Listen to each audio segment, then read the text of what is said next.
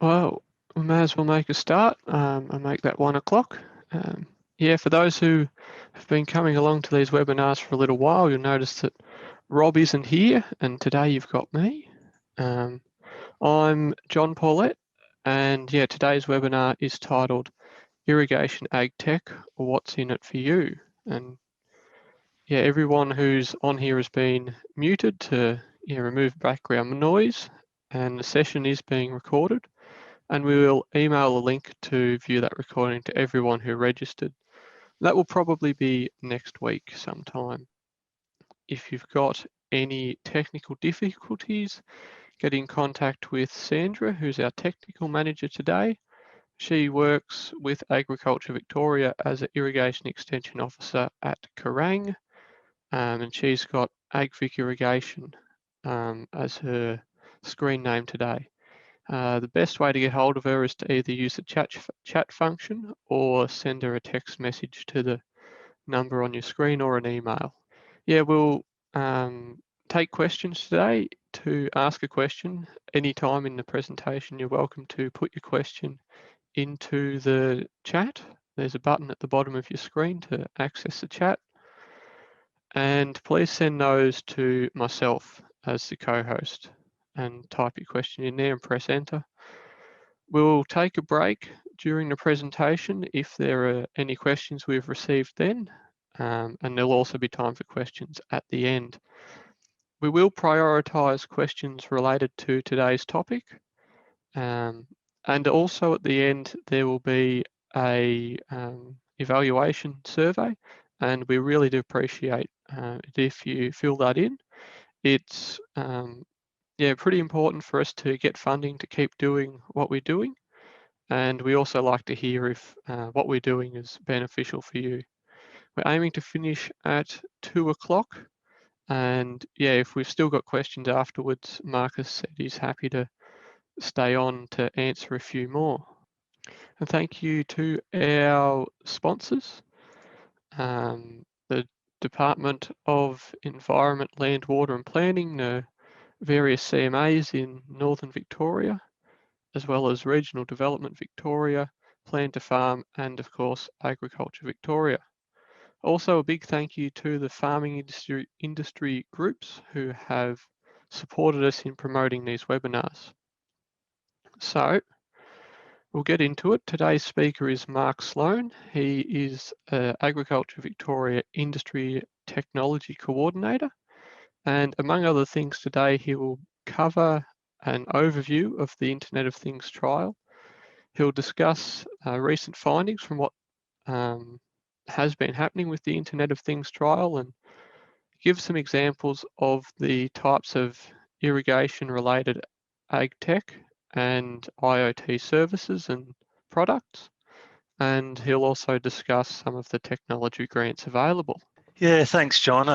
Thanks to everybody for joining this afternoon. I appreciate you making the time to find out what we've been doing in Agriculture Victoria in terms of the Internet of Things trial and AgTech more broadly. I'll be talking about the Internet of Things trial, which is just coming to a close. I'll also be talking more broadly about AgTech and Irrigation AgTech that's available on the market at the moment.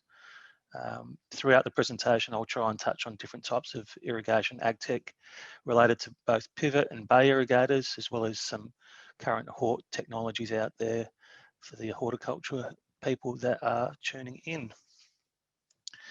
So to get started, a bit of an introduction for myself. So I live in central Victoria in a small property, and as you can see from that photo, I run some merino ewes and some fat lambs. Can't see the fat lambs there, but you can see an alpaca. As I've already mentioned, I'm an industry technology coordinator. I've been in this role for about 2.5 years now. Prior to that, I worked in the technical support for a remote sensing business based out of France. And prior to that, I was a product manager for a technology project as well. So before I move on, I'd just like to put a little poll on the screen just to find out a bit more about today's audience. So if everybody could just take the time to answer what question on the screen now, that would be great. So, yeah, probably half and half. Irrigators of some description and others from other organisations. Okay, so moving on. Just one thing I will point out at the start of this presentation is that you might see some brand names popping up throughout the presentation. That's not an indication that Agriculture Victoria endorses any of those products. They're just purely displayed as a sample of the technology that's commercially available.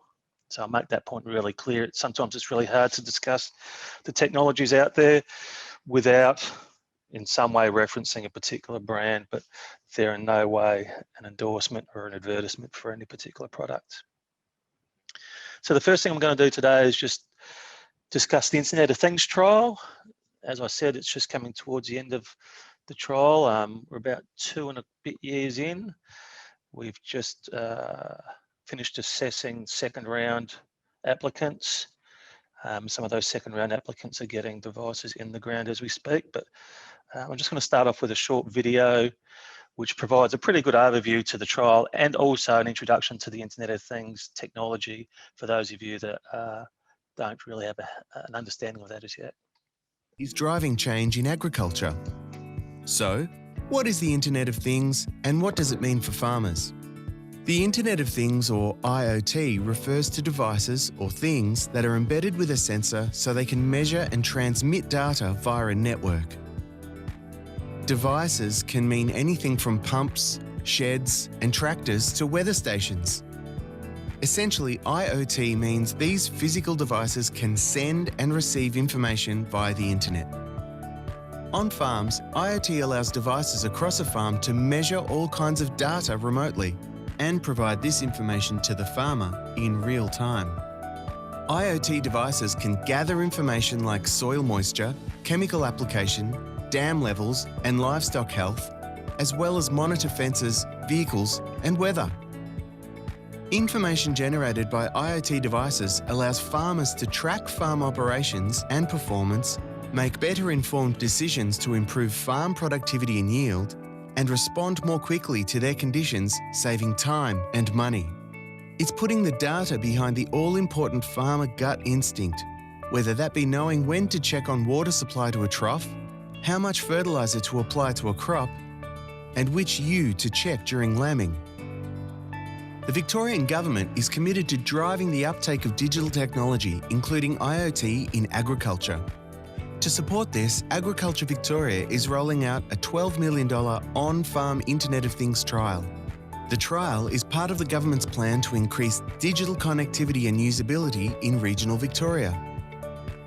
IoT infrastructure is being set up in 4 trial regions to enable farmers in sheep, cropping, dairy, and horticulture to work with technology providers to investigate how IoT technology can benefit farmers.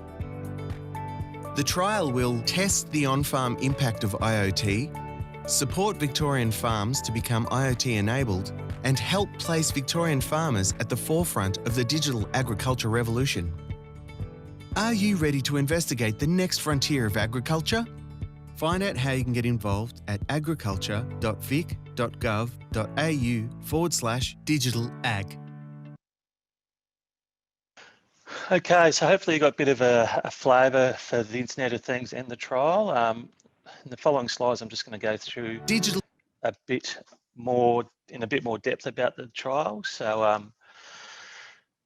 Agriculture Victoria commissioned KPMG to undertake a study centred around, I guess, the lack of uptake of technology in agriculture, and that's kind of, and this report really informed how the trial was structured and delivered.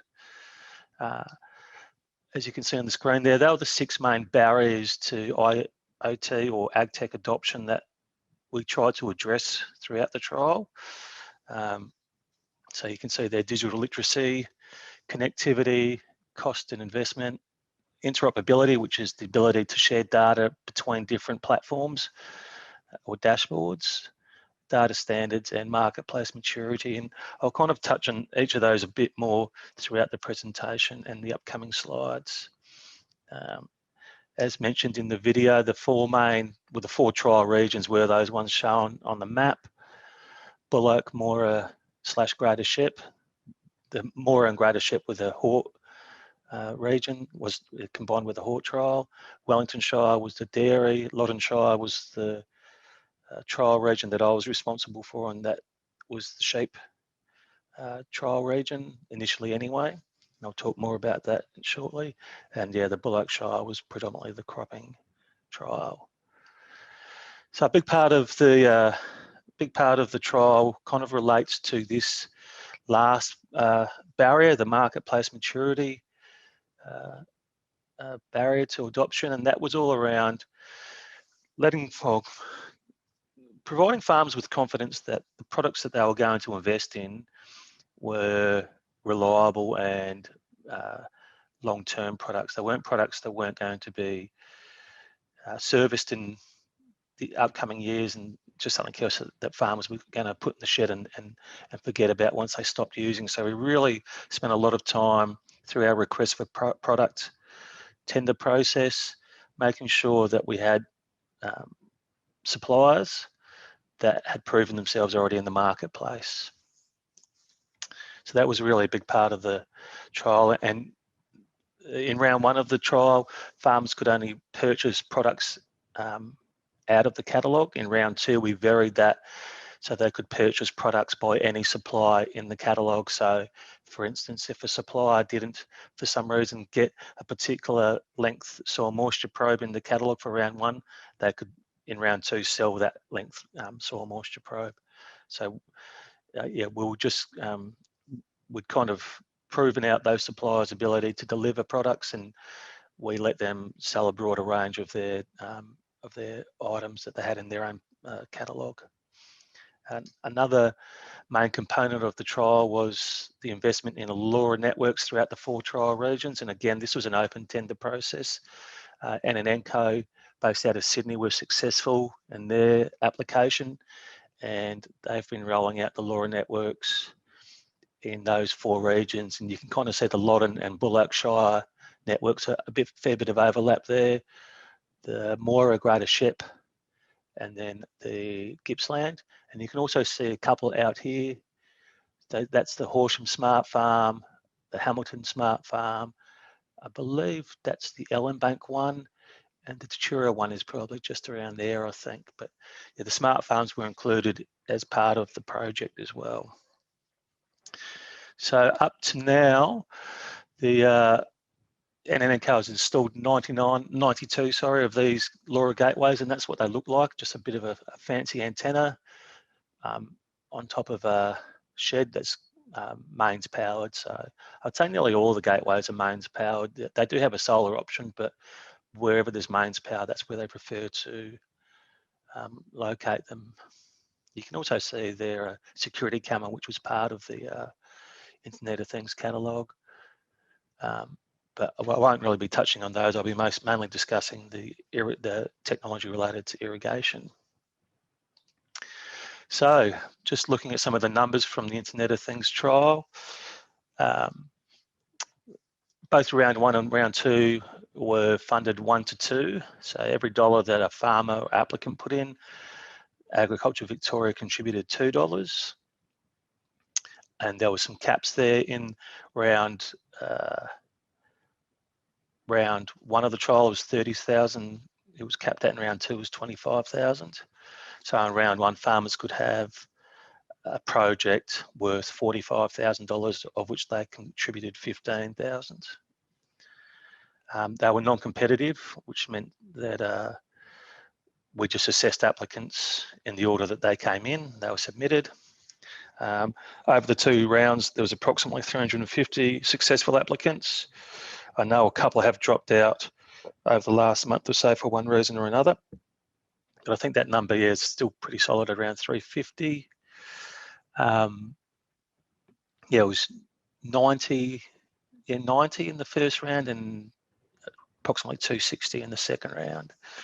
So over the 2 rounds of funding, farmers or applicants have contributed approximately 6 million.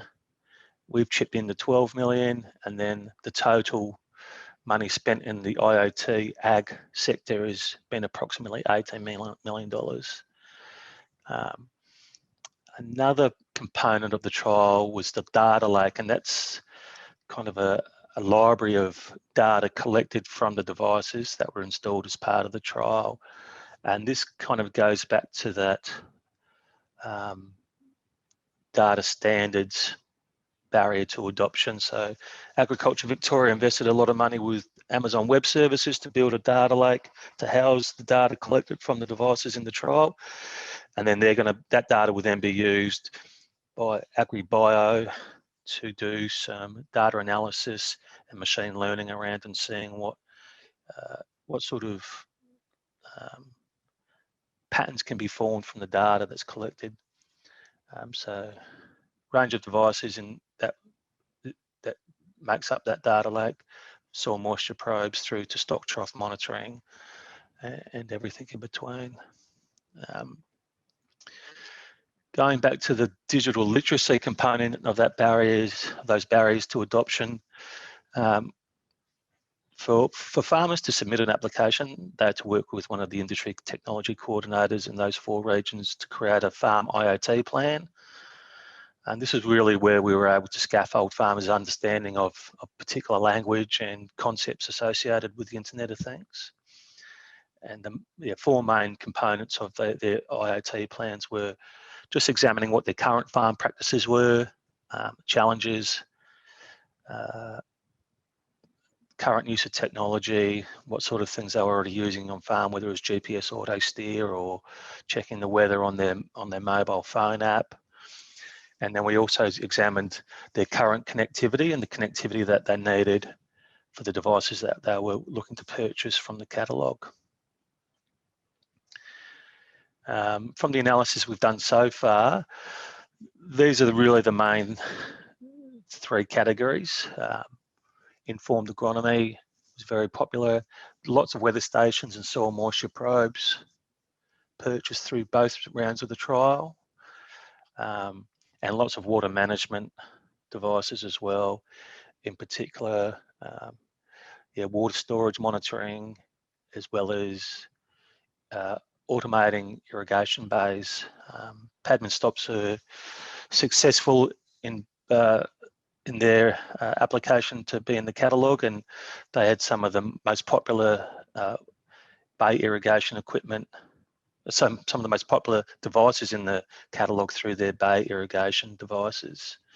We also found that farm security was another big ticket item in the catalogue, and I'd say safely between the weather stations, soil moisture probes, the Padman's irrigation equipment and security, that would have probably taken up at least 85% of the total spending throughout the trial. So what I'm going to do now is just go through some of the IoT devices related to water that were in the catalogue, and then a bit later in the presentation I'll branch out to some other broader technologies available specifically for irrigation. So water flow monitoring was quite a popular one for irrigators, and as well as farmers in my trial and the sheep trial, they were able to hook these into their stock trough watering systems and set alerts based on water flow, and then that could then give them an indication if they had a leak anywhere, things like that. Again, pipe pressure monitoring was important as well, similar sorts of reasons. Water level monitoring, again, for water storage, and there are a couple of different types of water level monitors in the catalogue. There's the pressure transducers and then the radar ones. So the pressure ones sit in the water and the radar sit above the water and measure the height between the top of the storage and the water level. And all the data from these could be accessed through either a mobile phone app or a dashboard on a PC. As mentioned before, weather stations extremely popular. Metos was another one of our suppliers in the catalogue, and their products were highly sought after, along with LX. LX was pretty popular as well in the catalogue. So there's just a photo of, I think that's, yeah, humidity, rain. I'm not sure what else is on that one. But yeah, popular for a couple of reasons: the weather stations, in particular disease modelling, and also the Delta T function that some of the weather stations had, which was really popular around the Bullock Shire for the broadacre guys in terms of spraying. So they found that a really useful tool to have. And yeah, soil moisture monitoring, as mentioned, yeah, LX was quite popular in the second round with their soil moisture probes, which could measure it depending on the length of probe. I think they went up to a 1200 mil probe, measuring every 10 centimetres. So they could get a real indication of the moisture in their soil profile. And there on the right-hand side is just one of the graphics from their dashboard. I think that's what it is. Another one that was important, that was popular with horticulture, were the Dendromers. This one is an ICT International Dendrometer, and they were another supplier that was in the catalogue. And yeah, they were just used, as it says there in the description, just to measure swelling and shrinkage. As I already mentioned, the bay automation equipment from Padman Stops is really popular. I've got a couple of photos here. This is a farmer out of Bridgewater. And I don't know if you can see my cursor moving, but this is his pipe and riser. And the actual equipment just sits on top of that. And then that's what he can move from bay to bay if he needs to. And there he is, just programming. We did a little bit of a demo a few weeks ago, and it's quite I did take a little video of this in operation, but it was a bit sketchy, so I haven't included that. But it is quite a piece of technology to see. It's just switching on by itself. See that little handle turning all by itself. There's a solar panel on the back there. That's a silver flap you can see. You can't see the panels, but on the back of that is a solar panel, and that's what's powering this device. But yeah, quite impressive, I thought. And I know it's been really popular with a lot of the farmers in the Loddon Shire that have that do bay irrigation as well. The next slide just shows you the interface a little bit more. Gives you a different perspective. So yeah, this is the Auto Winch Pro, which you can move from bay to bay.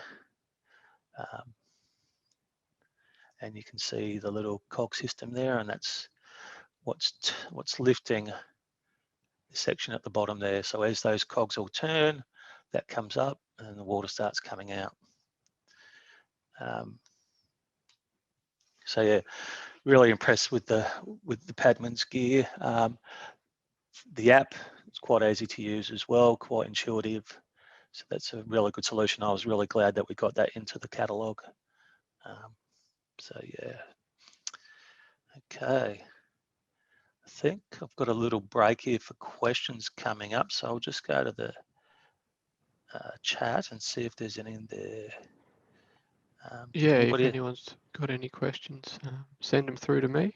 We have got a couple of questions already, Mark. Okay. One of them from Dallas: how many devices were deployed in total, assuming it was more than the 493 connected to the data lake? Yeah, good question, Dallas. So one of the popular categories in the trial was security, and they were security cameras.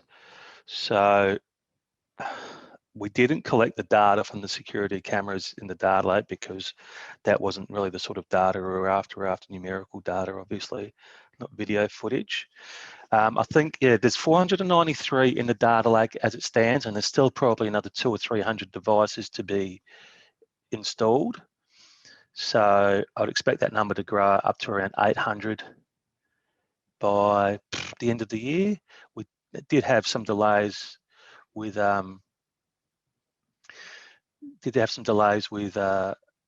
through COVID, obviously. Some of those are being rectified, but there is still a bit of a drag there, a bit of a lag there, sorry. So yeah, we expect around that 800 devices, which, you know, when we're collecting data every 10 or 15 minutes from some of these devices, it's quite a lot of data that we've already collected over the last 12 months since round one started getting their equipment installed. Thanks, Mark. We've had another question from Jesse. What's the intention of the data lake? Who will do further analysis to leverage the benefit of the repository created? So, yeah, I guess that's, you know, where's this data going to go in the future?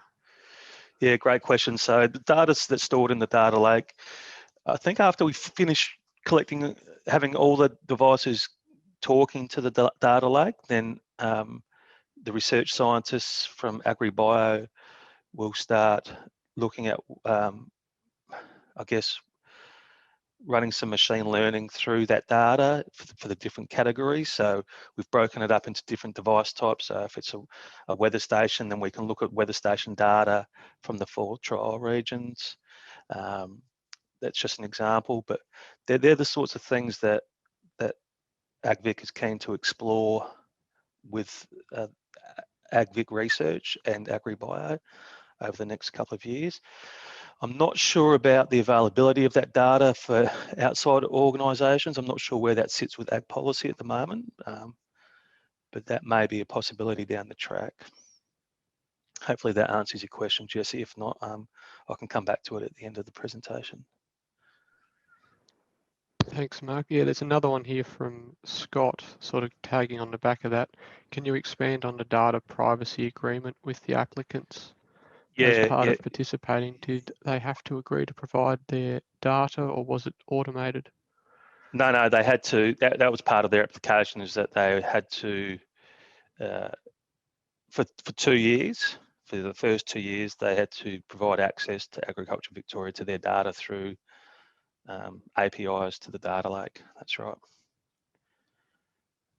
So yeah, that was all part of their application process, and all farms were fully aware of that. And yeah, for the funding that was on offer and for the devices that were on offer, it wasn't really an issue.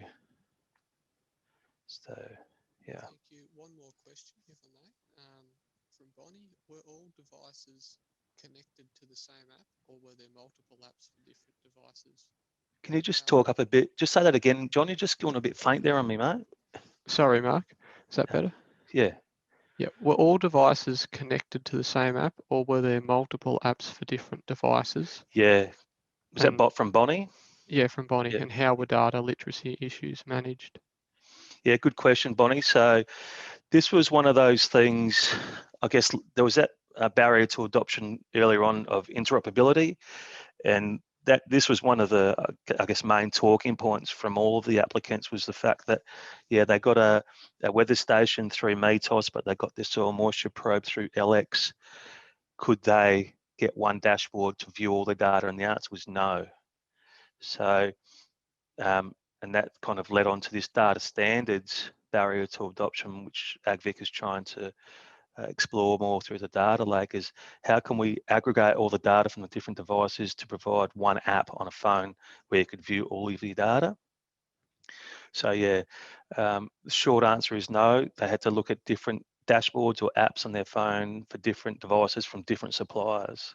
Some suppliers you could, like LX for instance, they might have soil moisture probe, weather station, electric fence monitoring. You could access the data for all their devices on one app, but if they're from a separate supplier, then no. Having said that, there are quite a few tech companies out there now that can aggregate data from a number of suppliers. And I guess that's one of the things we tried to encourage with the data lake, was kind of forcing all the suppliers to create their APIs that allowed their data to flow from their servers to another server, another location. So that was, yeah, kind of an indirect benefit from the data lake as well, was the suppliers had to invest some money on developing API functionality for their data. Thanks, Mark. I don't have any more questions. All right. Well, yeah, no, they were all really good questions. So thanks for those. Just keep typing them in as we continue. I think we're going pretty well for time, but I think I will just move on to the next part of the presentation. So thanks again. So this is where I start to talk a bit more broadly about Irrigation AgTech, not just what was available through the Internet of Things trial. And also kind of start to explore from a farmer perspective, you know, how to choose the right technology for your farm business. So the following questions are kind of ones that we formulated with farmers throughout the trial, and I guess when you look at them, they're pretty straightforward, but some more than others. So these were the main questions that farmers started thinking about in terms of choosing the right technology for their farm. So main one is the technology fit for purpose and fit for the particular use case that the farmer would like it for? What's the return on investment? Now that's a tricky one. A lot of the technology we found in the trial was time saving or a peace of mind kind of benefit. So how you quantify that, I guess, is really can vary from business to business and farmer to farmer. And I'll be talking a little bit more about calculating return on investment later. How will I view the data that is collected, which kind of goes back to one of the questions from the questions session we just had. And yeah, can we view data in one platform, or do we have to have multiple apps on our phone or PC to view the data? What connectivity is required is another really important question. If the devices that you want to invest in require connectivity, then you've really got to do your research on what connectivity type is going to be best for your farm, where it's located, and the devices that you want to use. And I'll touch on that a bit more as well. And ongoing costs is another really important one. I think throughout the trial, I'd say 90% of the farmers in both rounds really got their head around that fact that, yeah, if we want good data and we want it well presented, these things cost money. So whereas at the start of the trial, they were a bit reluctant to touch anything that had a high monthly ongoing cost, towards the end they could actually see the benefit of that, and they will see that see how realistic that was for a business to keep operating, that they need to meet their costs. So that was kind of one of the surprising things from my perspective throughout the trial, was farms becoming more open to the idea that, yeah, they will have to pay ongoing monthly costs. And the last one is, kind of linked to one of the questions as well, as who owns my data? And that's a really important one for farmers. You know, who else is seeing the data that's coming off of their farm, and how comfortable are they with third parties accessing that data? And that does vary from supplier to supplier. So that's another really important consideration when looking at purchasing technology for your business.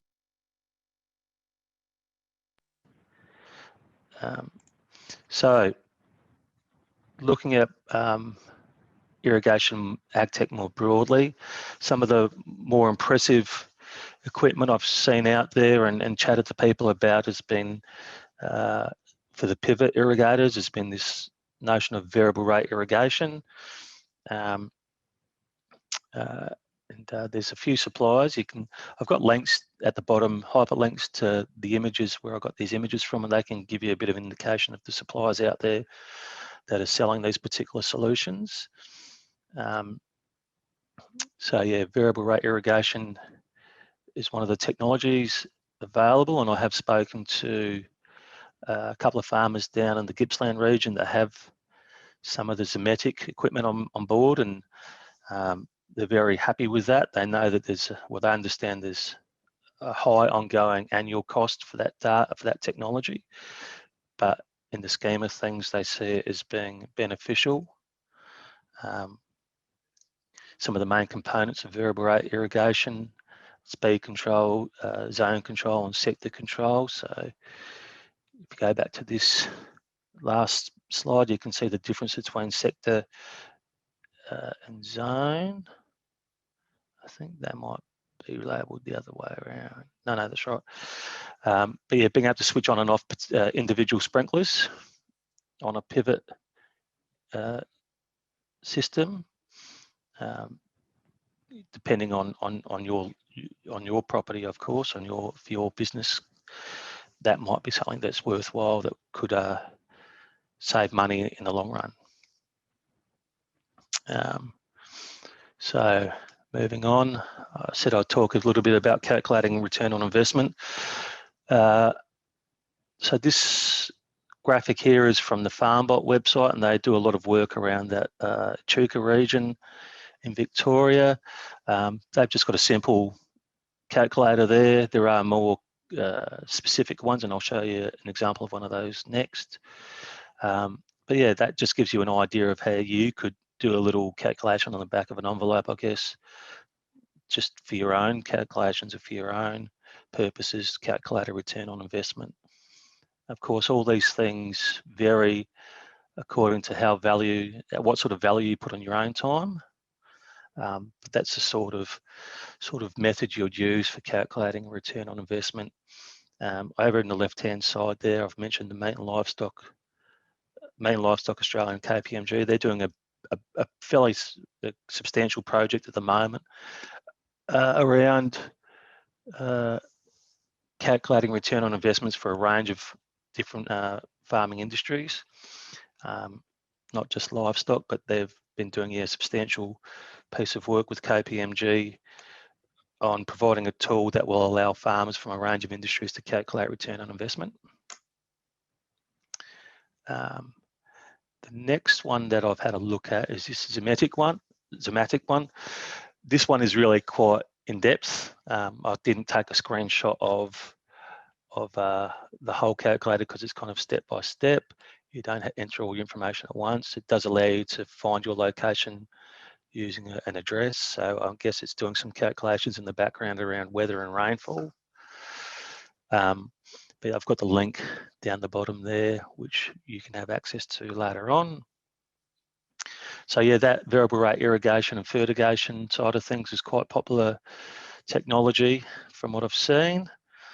Another one that wasn't in the IoT trial, but I'm sure everybody's kind of come across before, is remote sensing.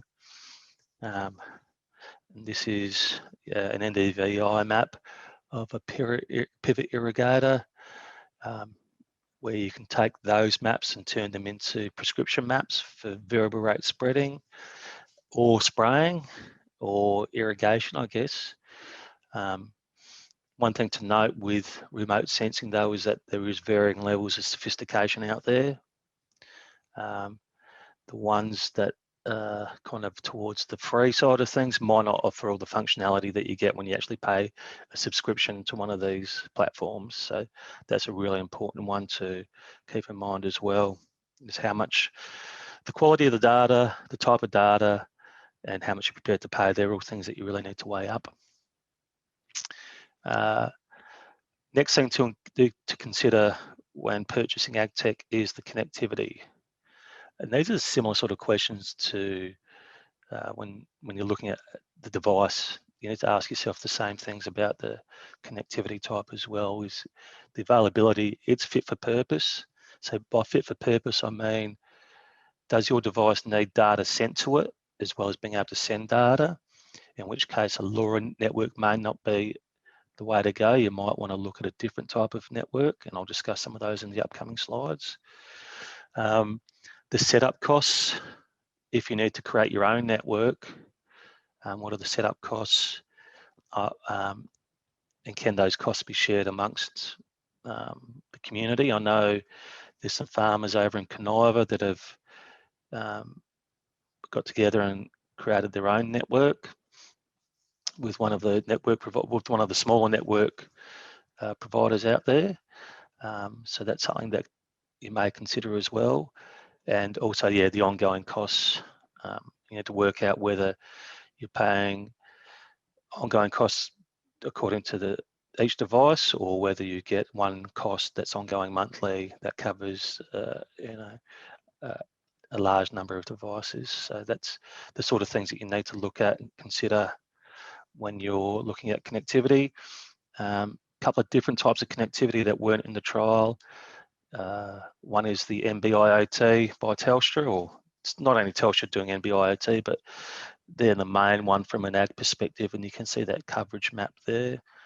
The reason why people might go with NB-IoT over LORA would be that they need to send larger packets of data, but they're still only running those lower powered devices. And that's where LORA Networks really come into their own, is that they're low powered devices, so they're only sending small packets of data over a long distance, whereas NB-IoT devices can still operate from a low power device but send larger packets of data. And as mentioned there, they have really good coverage because they're kind of leveraging the mobile phone infrastructure, which is what we mean by LTE. LTE is just an abbreviation for long-term evolution, and that's your 2G, 3G, 4G, 5G mobile networks. Another different type of network or connectivity that's becoming more popular is the lower orbit nano satellites. There's a company out of South Australia called Mariota, becoming really popular at the moment, and they've just started getting some of these equipment manufacturers using their connectivity types, and there's two examples. One is Goanna Ag rain gauge on the left there. So Goanna Ag was in the trial, and they were using SIM card technology for their connectivity in the trial, but they've also been able to integrate satellite connectivity with Mariota. And then on the right hand one, there's a Yabby water level sensor in a dam that is connected through the nano satellites. Just aware that we're moving on in time, so I might just brush over the next slide, but that was just a little case study that made it to the Sydney Morning Herald and the Age.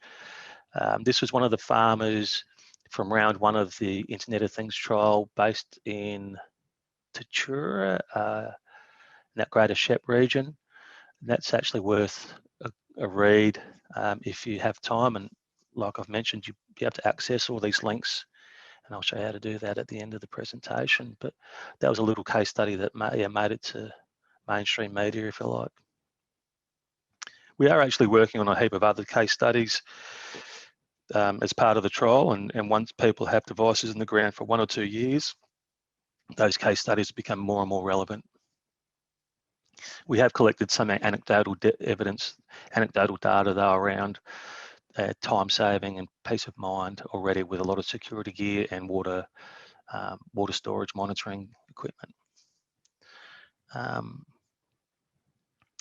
So one of the better tools that you have available at the moment is this AdTech Finder website. It's pretty easy to find on the internet, and this allows you to filter different types of technology according to your industry, focus area, and so on. So if you were interested in irrigating, you'd be able to filter through this website to find relevant technology for your business potentially.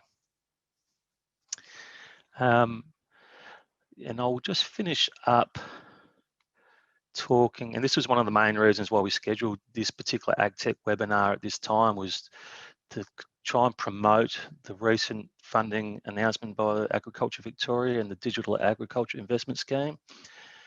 Unfortunately, or fortunately, depending on which way you look at it, this $10 million was fully subscribed within 11 days of opening. Didn't even make it to the end of the second week. So unfortunately, that's no longer available to farmers, but yeah, I thought I would just highlight that for those of you that were interested maybe in applying. Yeah, we were kind of swamped there. We had, I think, 350 applications, averaging about $30,000 in grant funding by that day, 11. And by the time we had it actually closed off on the Rural Finance website, we're up to about 450 applicants. So it was well and truly oversubscribed. Took a couple of days to get that switched off on their website. But yeah, unfortunately, that investment scheme is no longer open. But I have put together a slide here of some other opportunities that might, other locations where you might want to keep an eye out. I know this Woolworths one has been mentioned before in the dairy circles. So if you're a dairy farmer out there, that might be worth casting your eye over. But if not, I highly recommend subscribing to these two websites. One is the federal government Grant Connect portal, and then you can just type in the keyword agriculture and search for agriculture grants that are available. And then I also highly recommend keeping an eye out for updates on the AgVic digital agriculture website, and you just pop in your email address, and every time there's one of these funding rounds announced, then you'll get a notification about that. Okay, that's pretty much it. I have included some resources here that I've used in the presentation that you may want to look at further in your own time, and they will be available through the PDF version of this presentation. But I think we might just stop there for some questions. I think we're going all right for time for some questions. John, is there any more there? Yeah, thanks, Mark.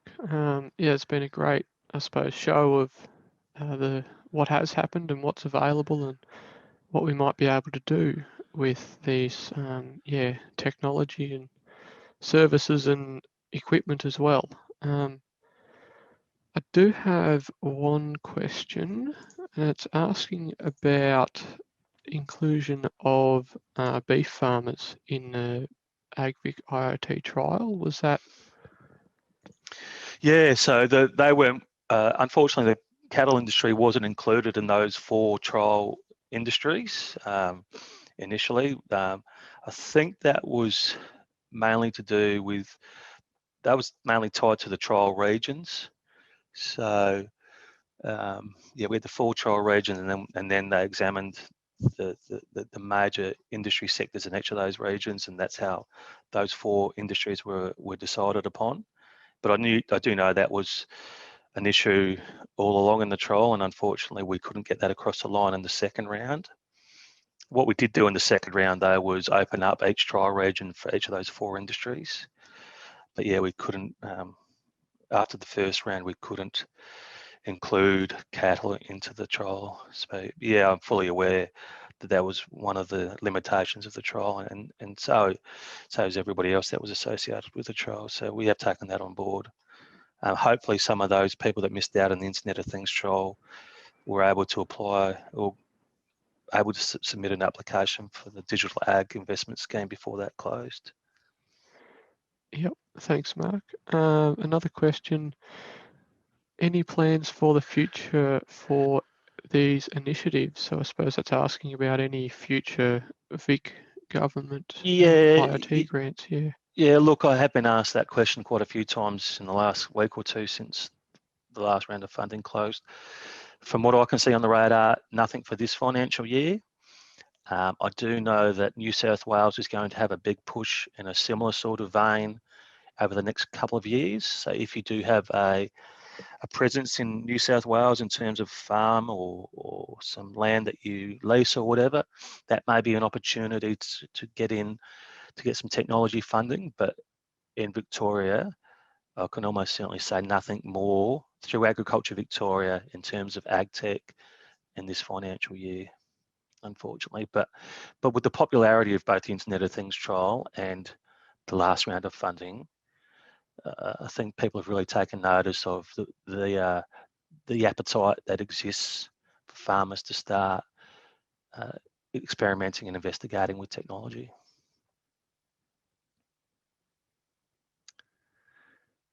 Anything else, John?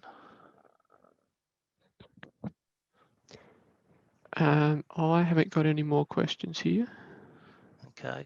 Just before you leave, I'll just thank you for, think that's pretty good numbers. We've had between 43 and 47 the whole way through. So thanks again for listening and tuning in. Hopefully you've got some things out of the presentation that you weren't aware of. But what I would really appreciate is if you could just pull out your mobile phones, and everybody knows about QR codes these days, but if you could just use this one to complete a short survey that would provide some feedback for the irrigation team and myself and help to fund similar events in the future, that would be great. At the end of the survey, there's a little section there for you to put in your name and email address, and I'm more than prepared to email you a PDF copy of the presentation so you can access all those links. John? Great, that's been really good. Thanks, Mark. Thanks also to Sandra for doing the back-end stuff and making the webinar run smoothly, and thank you also to everyone who's tuned in today. Yeah, as Mark said, the evaluation survey is important to us in terms of getting some feedback and yeah, tailoring what we do to better meet what you guys would like to know. And yeah, we'll hang around for a little bit, but yeah, thank you again and enjoy the rest of your day.